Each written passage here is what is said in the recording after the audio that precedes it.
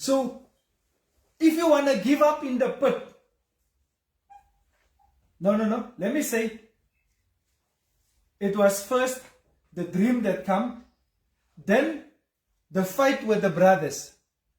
So if you want to give up at the fight of your brothers, picture, it's getting worse. It's becoming to get worse. Because your brother's fight shows you that there's destiny for you. Shows you that there's a bigger thing for you. Because the moment your brothers are fighting you, you should know God has something better in store for you. Hold on. Hold on. Because by holding on, there's one more step. But as you proceed with your steps, you soon realize, it's becoming better.